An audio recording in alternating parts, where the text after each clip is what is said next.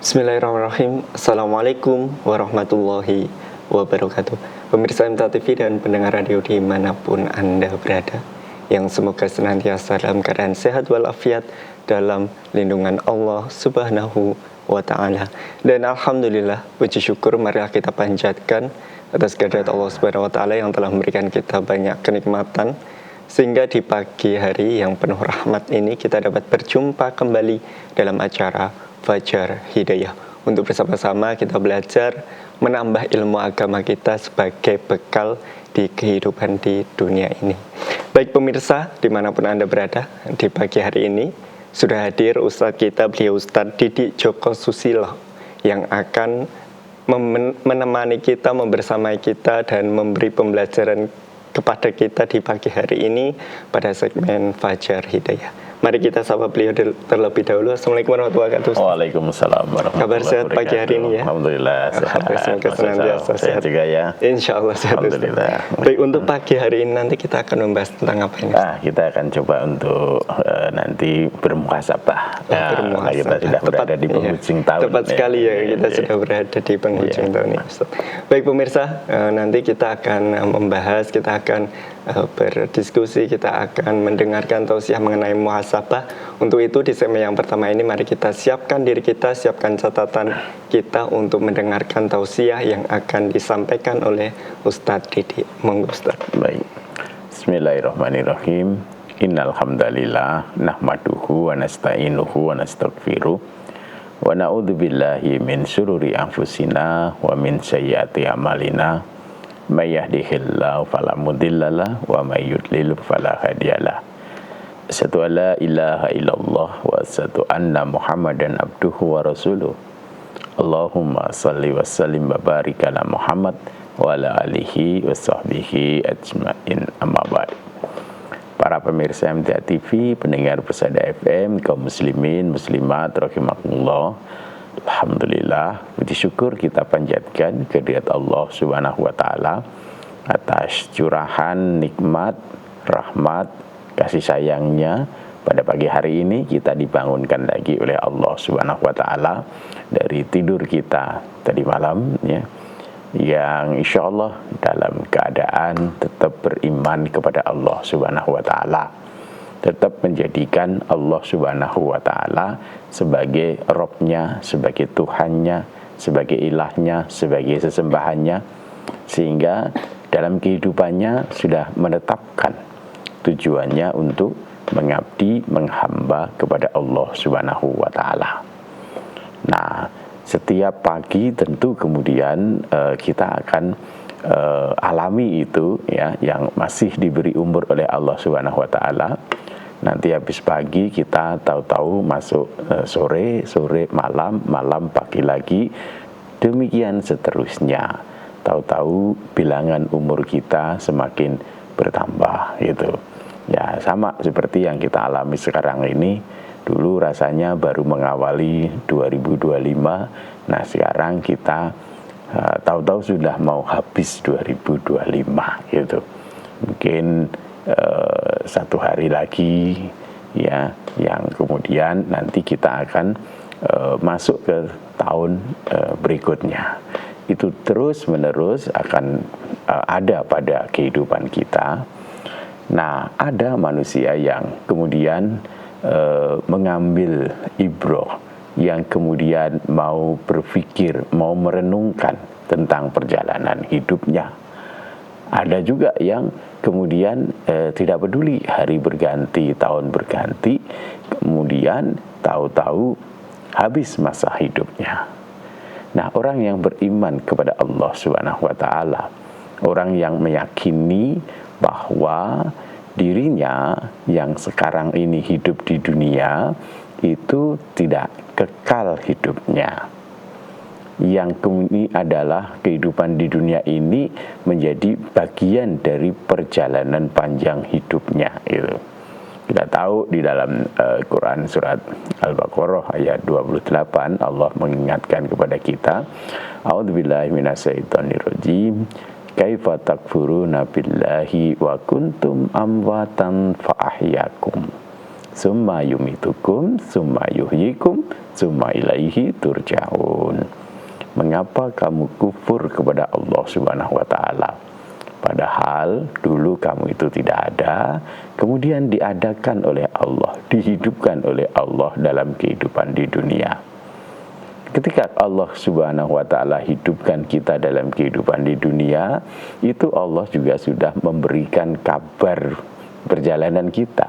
Summa yumitukum. Orang-orang yang Allah hidupkan di dunia, semua makhluk yang Allah hidupkan di dunia, nanti ada saatnya untuk dimatikan. Kembali kepada Allah. Mau atau tidak, sukarela atau terpaksa, ya, kita hamba yang oleh Allah dikatakan hidup ini sekarang di dunia atau bernyawa ini, yang bisa beraktivitas, bergerak, bernapas sekarang ini, nanti ada saatnya akan kembali kepada Allah, dimatikan. Meskipun kalau misalkan ditanya nggak mau gitu loh. Saya, ya Mas Faisal, cuma ditanya mau nggak mau mesti gitu loh. Makanya kita memang tidak disuruh milih gitu loh. Kalau suruh milih, orang mengatakan saya ingin hidup selamanya gitu. Bagi yang di dunia ini mungkin Allah berikan kenikmatan misalkan. Ya, kalau suruh milih begitu, tapi kita tidak disuruh milih, tetapi sudah Allah Subhanahu wa taala tetapkan perjalanan kehidupan kita. Summa yumitukum. Kemudian kamu setelah hidup dalam kehidupan di dunia ini pasti akan dimatikan oleh Allah Subhanahu wa taala. Nah, hamba-hamba yang beriman kepada Allah Subhanahu wa taala, hamba yang mau menerima petunjuk Allah Subhanahu wa taala, mau memperhatikan, mengkaji, mempelajari ayat-ayat Allah Subhanahu wa taala, dia membaca bahwa setelah dimatikan oleh Allah Subhanahu wa taala, persoalannya, perjalanan hidupnya tidak selesai itu. Karena kita membaca ayat Allah, tsumma yuhyikum, kemudian kamu nanti akan dihidupkan lagi, dibangkitkan lagi dari kematian kamu itu.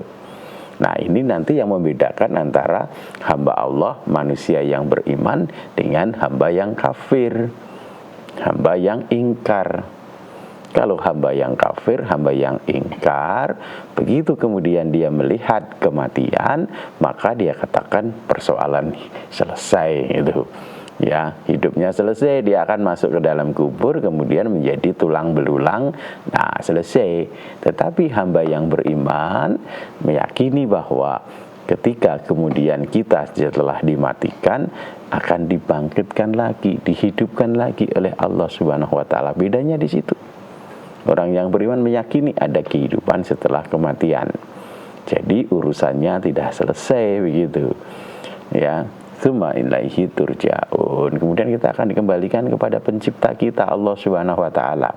Nah, ketika kemudian kita dikembalikan kepada pencipta kita, kepada zat yang maha adil, zat yang maha perkasa, maka persoalan kita kemudian menjadi pertanggungjawaban amal selama kita diberi kesempatan hidup di dunia gitu.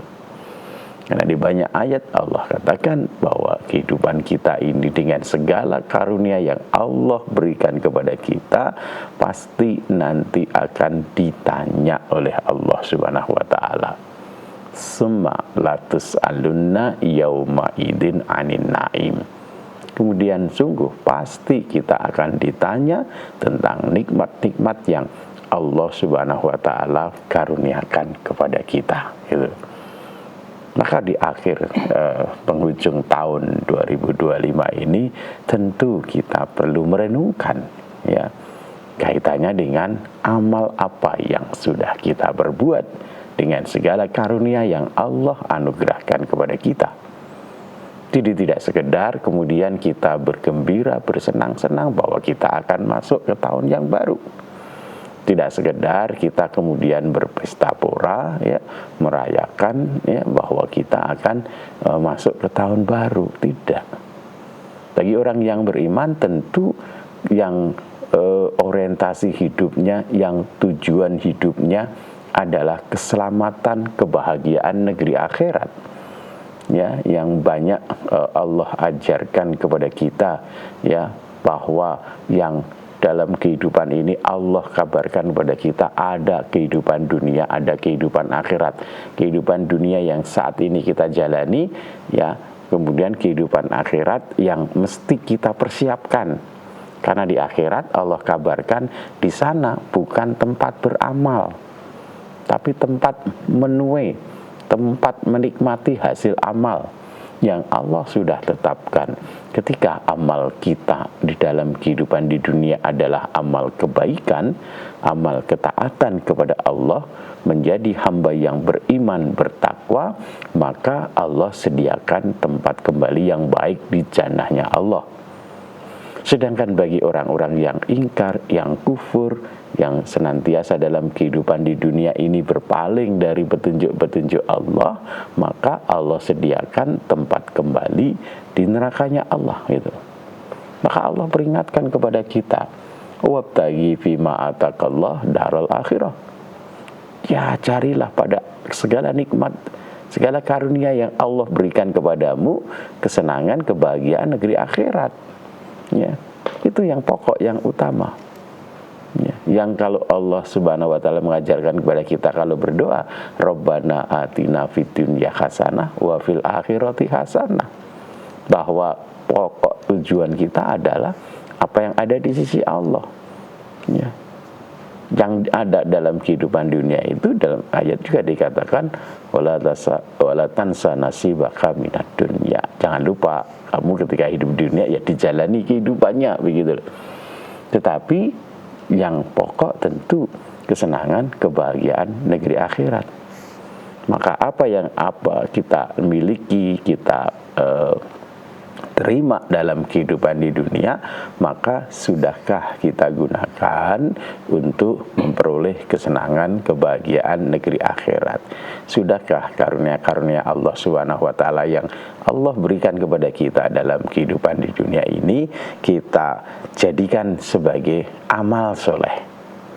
Karena apa yang ada pada kita itu akan ditanya oleh Allah. Dalam sebuah hadis riwayat Tirmidzi disebutkan di sana, Nabi Shallallahu Alaihi Wasallam itu mengingatkan kepada kita sebagai umatnya, ya, di dalam hadis yang diriwayatkan dari Tirmidzi, dia Imam Tirmidzi, qala Rasulullah Shallallahu Alaihi Wasallam, la tazulu qadamal abdi hatta yus'al.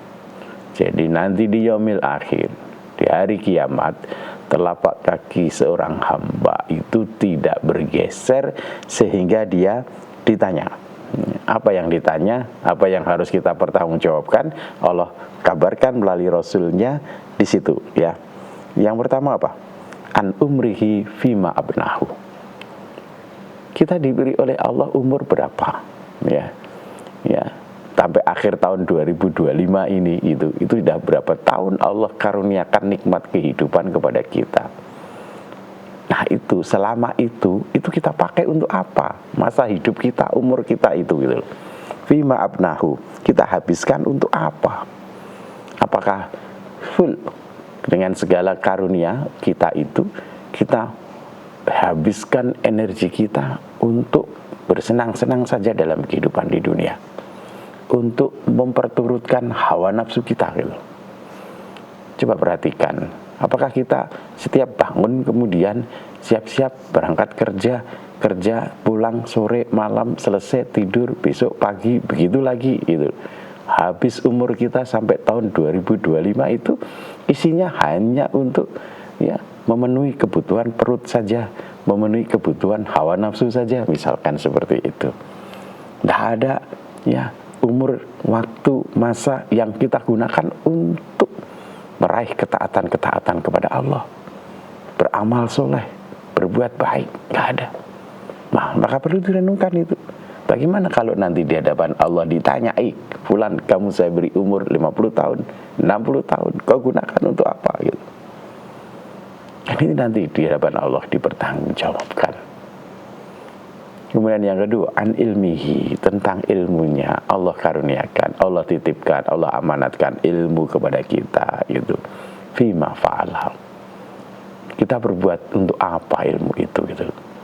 Apakah kemudian dengan ilmu, kemampuan yang Allah karuniakan kepada kita, malah kita gunakan untuk bermaksiat kepada Allah, kita gunakan untuk jalan-jalan keburukan, kita gunakan untuk menipu, kita gunakan untuk mendolimi, kita gunakan untuk meraih kesenangan pribadi kita, keuntungan pribadi dengan bermaksiat kepada Allah itu.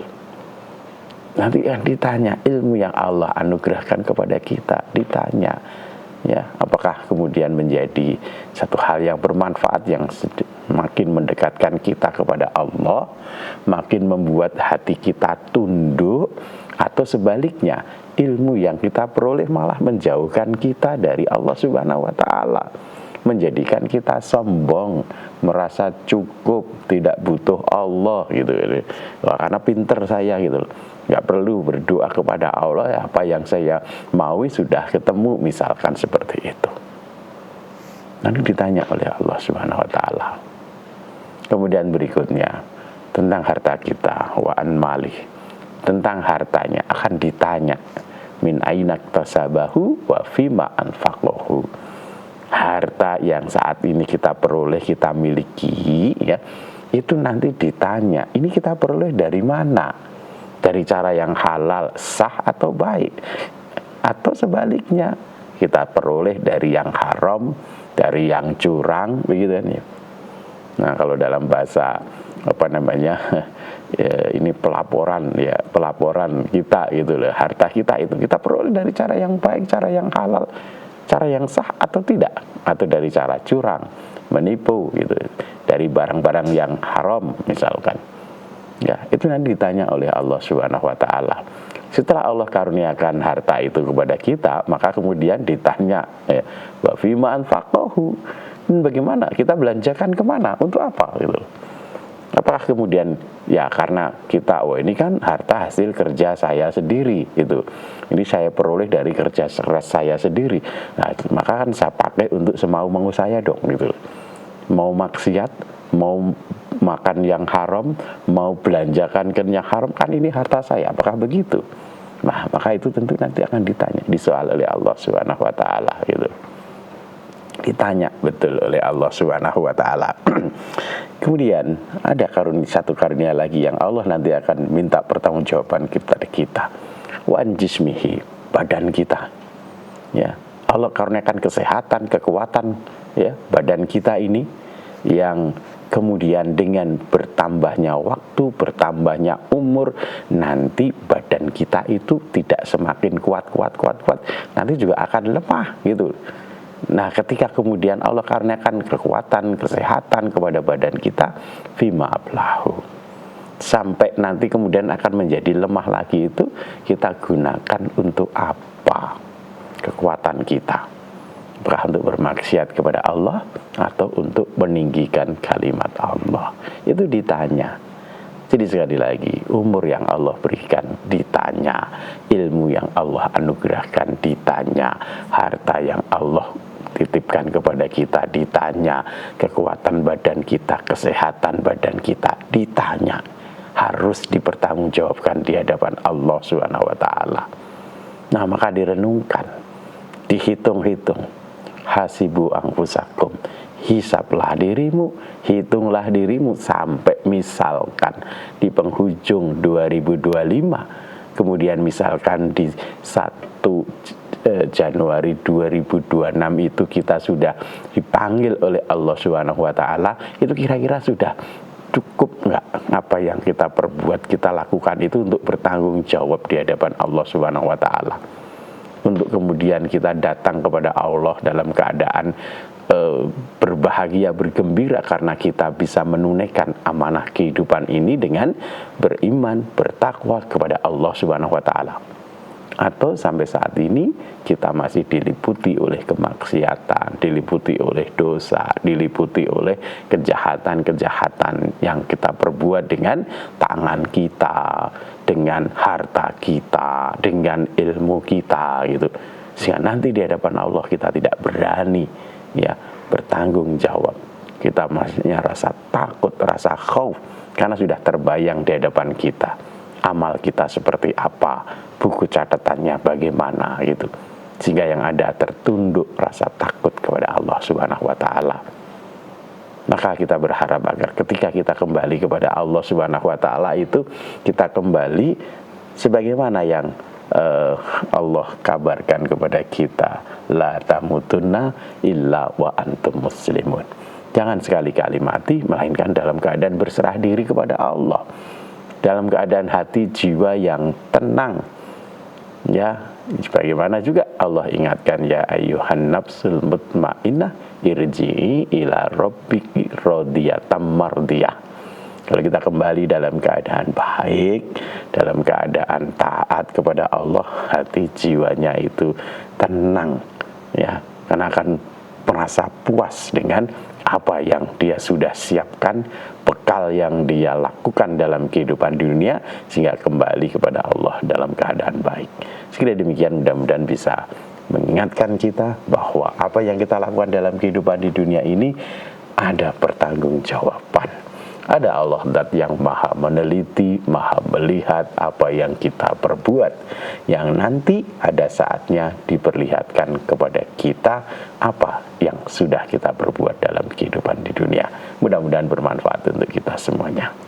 Baik pemirsa dan pendengar dimanapun Anda berada, demikian tadi ya untuk tausiah yang telah disampaikan oleh Ustadz Didik Djoko Susilo mengenai tema kita di pagi hari ini, yaitu muhasabah, untuk menilai dan menimbang amal-amalan yang sudah kita perbuat di kehidupan kita. Dan semoga di kehidupan yang selanjutnya kita termasuk orang yang beruntung di sisi Allah Subhanahu wa taala. Dan tentunya kami juga mengundang Anda di segmen yang kedua nanti. Anda dapat telepon di nomor 0271 679 3000 atau di nomor WhatsApp di nomor 0811 255 3000. Untuk itu jangan kemana-mana, tetap bersama kami di Fajar Hidayah. Baik pemirsa MTA TV dan pendengar radio dimanapun Anda berada, kita berjumpa lagi ya di segmen yang kedua ini, pada segmen acara Fajar Hidayah dengan tema muhasabah, masih bersama beliau Ustadz Didik Djoko Susilo. Dan sekali lagi kami mengundang Anda untuk bergabung bersama kami. Anda dapat telepon di nomor 0271 679 3000 atau di pesan dan panggilan WhatsApp di nomor 0811 255 3000. Baik Ustadz, kita ke pertanyaan yang pertama yang sudah masuk di WhatsApp ini Ustadz. Ada Bapak Tri di Purwodadi.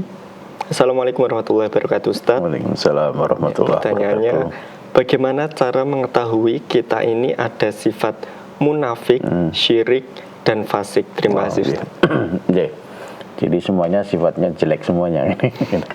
Jadi munafik, syirik, fasik ya itu. Jadi kita bahas satu persatu. Jadi kalau syirik itu ya, syirik dulu saja. Ini dosa besar yang kalau kita mati masih tetap dalam keadaan berbuat syirik, itu tidak diampuni oleh Allah Subhanahu wa taala. Ya, innallaha la yaghfiru ayyushraka bih. Jadi Allah tidak mengampuni orang yang berbuat syirik kalau sampai mati masih berbuat syirik. Syirik itu menyekutukan Allah, ya, menyekutukan Allah. Tentu yang di dalam ada kita para ulama membagi menjadi syirik besar dan syirik kecil gitu kan. Syirik besar itu menyekutukan Allah dalam misalkan peribadatan, menyembah kepada selain Allah, menyembah pohon, menyembah batu dan seterusnya. Dalam hal isti'anah, mohon pertolongan ya, hal-hal yang mestinya ini adalah zat Allah yang bisa memberikan, misalkan keselamatan, kesuksesan itu kan, senang, bahagia dan seterusnya, tetapi kita minta kepada selain Allah, baik itu benda maupun orang gitu ya. Itu syirik besar. Kalau syirik kecil itu adalah riya gitu. Kita beramal tetapi ya, selain kita beramal karena Allah, kemudian kita juga menyandingkan amal itu kepada manusia begitu. Beramal supaya dipuji, beramal supaya dilihat, oh ini orang alim, oh ini orang soleh dan seterusnya begitu. Itu syirik gitu. Maka kalau bagaimana supaya kita lihat hati kita, di bisikan hati kita nanti terasa gitu loh.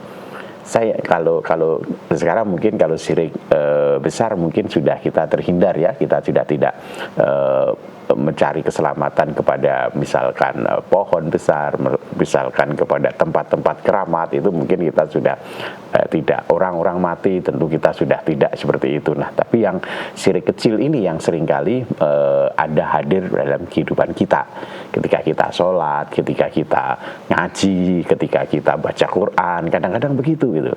Baca Quran tadinya betul-betul ikhlas karena Allah, tapi ketika kemudian ada orang, wah si fulan baca Qurannya bagus, nah nanti kemudian bisa memalingkan hati kita dari beramal karena Allah menjadi beramal supaya dipuji tadi.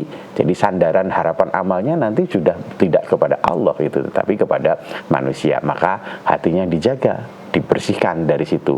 Ikhlas karena Allah. Buktinya ikhlas karena Allah itu tidak mengharapkan pujian, tidak takut celaan, seperti itu ya. Itu syirik. Kemudian yang kedua, munafik. Nah, munafik itu sikap atau perilaku yang tata lahirnya menunjukkan keimanan, tetapi hatinya kafir, hatinya ingkar. Dia hanya iman di hadapan manusia saja. Ya, maka banyak ayat ya dikatakan di situ, wa minan nasi may yaqulu amanna billahi wa bil yaumil akhir wa ma hum bimumin, ya di Al-Baqarah ayat 8. Ayat 9-nya katakan mereka itu apa? Yukhadi'una Allah walladzina amanu wa ma yakhda'una illa anfusahum wa ma yash'urun. Mereka hendak menipu Allah, menipu orang beriman gitu.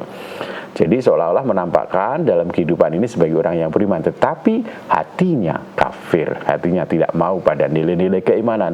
Maka salah satu cirinya, tandanya ya Nabi mengajarkan pada kita, kalau berbicara dia dusta, kalau berjanji dia khianat, ya mengingkari, kalau diberi amanat dia khianat begitu. Atau tambah satu lagi, kalau berdiskusi, berdebat itu apa, bergudul, nah seperti itu. Nah itu ciri-cirinya. Nah perhatikan diri kita gitu, hati kita, jiwa kita ada hal-hal kesana apa tidak gitu.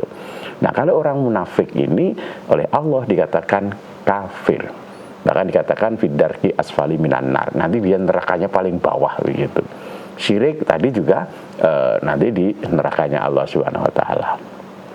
Kemudian berikutnya apa? Fasik gitu. Fasik itu adalah orang yang keluar dari ketaatan kepada Allah. Allah perintahkan ini, dia sebaliknya yang dilakukan gitu kan. Di surat Al-Baqarah ayat yang ke-27 ya dikatakan di sana gitu.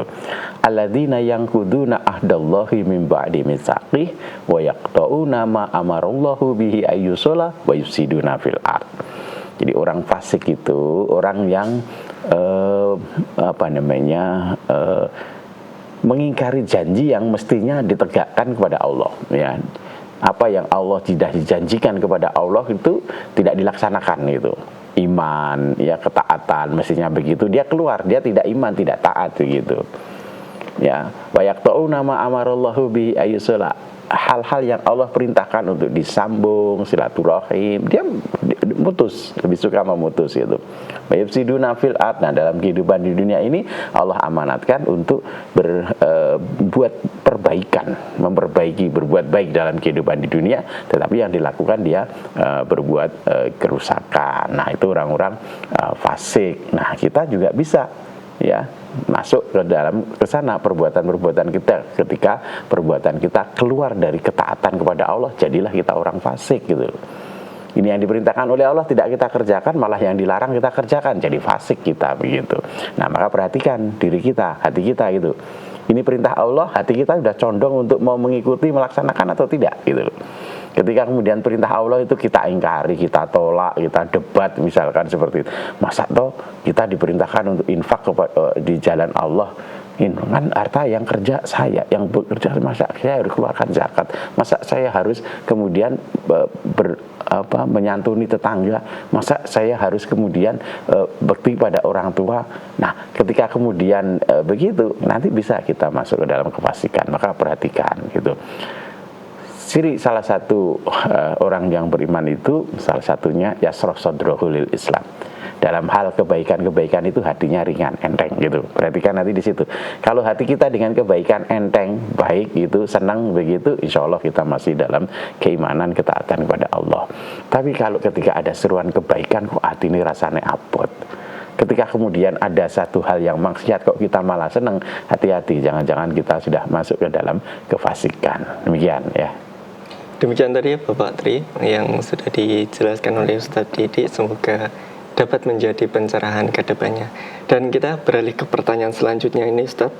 Ada Ibu Nia di Semarang. Assalamualaikum warahmatullahi wabarakatuh Ustadz. Waalaikumsalam warahmatullahi wabarakatuh. Bagaimana cara bersabar dalam menghadapi keterbatasan ekonomi dan bermuhasabah untuk hari esok? Terima kasih. Jadi memang ujian Allah itu yang Allah sudah kabarkan kepada kita gitu kan, di surat Al-Anbiya ayat 35 itu gitu kan. Jadi ketika Allah kabarkan pada kita kullu nafsin dha'iqatul maut, bahwa perjalanan hidup kita kalau sudah hidup di dunia, step langkah berikutnya adalah meninggalkan dunia atau mati gitu. Semua manusia, makhluk Allah begitu.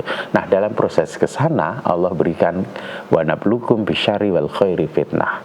Nanti hamba Allah kita ini akan diuji dengan keburukan dan kebaikan. Nah, kita maknakan buruk itu bukan berarti berbuat buruk, berbuat maksiat ya. Ujian keburukan itu kita maknakan bahwa dalam kehidupan kita bisa jadi kita akan menemui hal-hal yang tidak sesuai dengan keinginan hawa nafsu kita. Contoh misalkan kaitannya dengan ekonomi. Tentu hawa nafsu kita pengennya ekonominya cukup, bahkan berlebih, turah-turah seperti itu. Tetapi ada saatnya kita betul-betul diuji dengan keterbatasan ekonomi. Ya, keterbatasan ekonomi.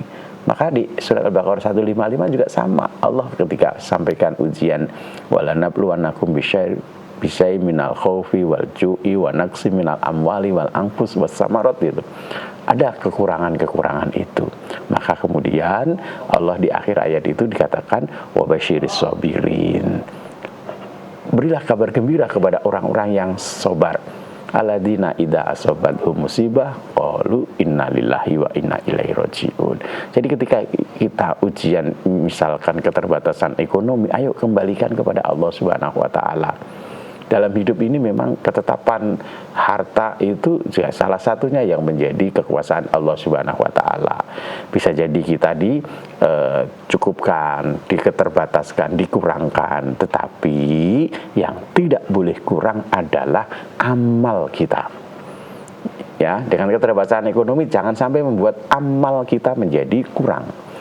Apa yang bisa kita lakukan? Ya, keterbatasan ekonomi itu ketika kita sikapi dengan sabar, tetap taat kepada Allah, tetap datang kepada Allah dengan senantiasa berdoa, memohon kecukupan kepada Allah, ya, dengan tetap sabar dalam ibadahnya kepada Allah Subhanahu wa taala, dengan penuh pengharapan bahwa ketika kembali kepada Allah Subhanahu wa taala memperoleh kebaikan yang jauh lebih banyak, maka insya Allah nanti jadi amal soleh. Jadi kalau keterbatasan juga menjadi bagian dari bisa jadi ketetapan Allah. Kalau kita itu diberi kelebihan harta oleh Allah, kita ingkar, kita berpaling dari taatnya kita kepada Allah Subhanahu wa taala.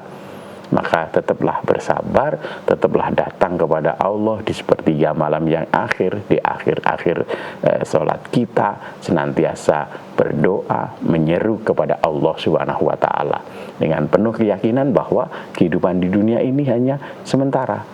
Yang kekal, yang hakiki adalah ketika kembali kepada Allah. Yang menyelamatkan kita ketika kembali kepada Allah adalah amal soleh kita. Amal dengan jasmani kita, dengan lisan kita, itu kalau misalkan tadi dengan harta kita penuh keterbatasan. Nah, kemudian untuk muhasabahnya ya tadi ya tetap senantiasa jalani kehidupan ini dengan taat kepada Allah Subhanahu wa taala. Berikhtiar kaitannya dengan harta wajib kita lakukan. Bersungguh-sungguh kaitannya dengan memperoleh kecukupan dunia wajib kita lakukan, tetapi ketetapannya senantiasa bersandar kepada Allah Subhanahu wa taala. Demikian Ibu ya. Demikian ya Bu Nia di Semarang, semoga apa yang disampaikan Ustadz dapat menjadi pencerahan ke depannya. Kemudian kita beralih ke pertanyaan selanjutnya ini Ustadz, ada Mbak Allah di Karanganyar.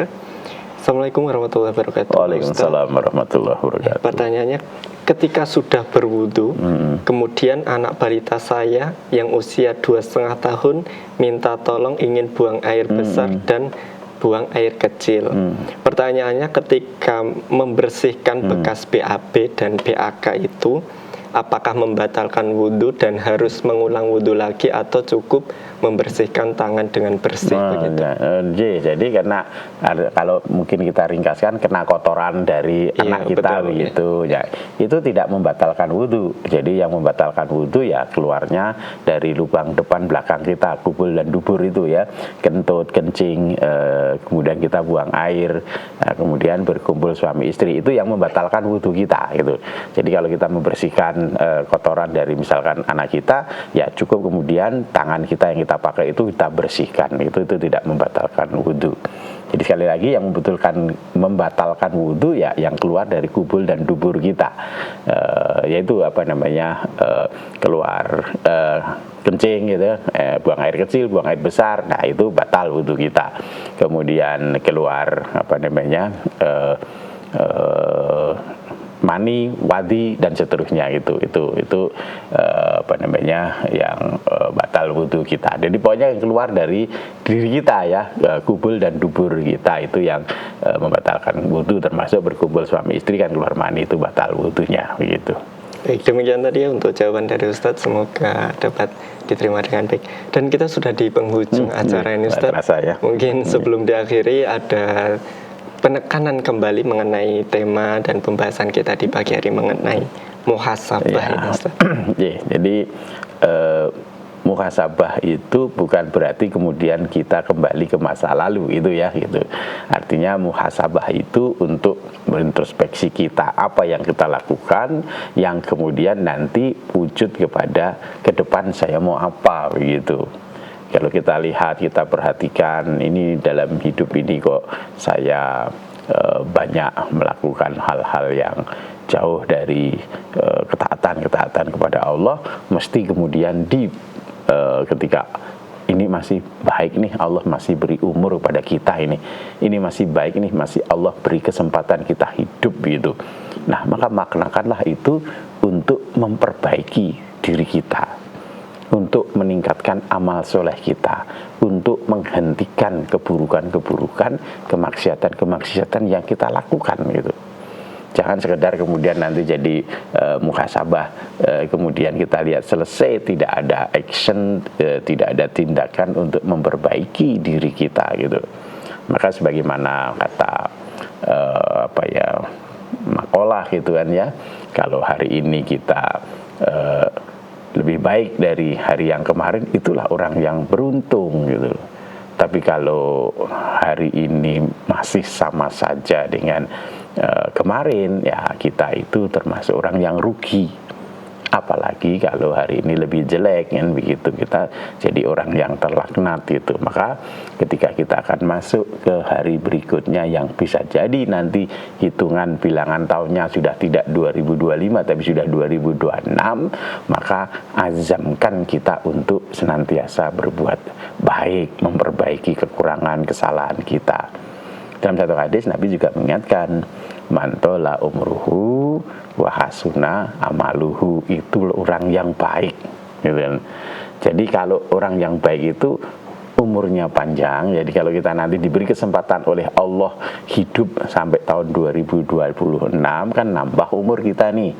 Nah, nambah umur kita kalau kita ingin jadi orang baik di mata Allah Subhanahu wa taala, maka wahasuna amaluhu, amalnya juga baik gitu kan. Nah, sebaliknya wasyarunnas, orang yang jelek itu mantola umruhu sa'a amaluhu, barang siapa yang umurnya panjang tetapi amalnya buruk gitu kan. Nah, maka kita bisa timbang-timbang. Nah, kemarin gimana kita itu, proporsi antara baik buruknya itu gedean mana gitu. Kalau gedean yang buruk, ayo tekan, ya, hentikan keburukannya ketika Allah masih beri nafas pada kita, masih beri kehidupan kepada kita gitu. Ya. Kemudian Kemudian kaitannya tadi mungkin dari yang ditanyakan tadi ada bagaimana kaitannya dengan keterbatasan ekonomi. Mari terus berprasangka baik kepada Allah Subhanahu wa taala.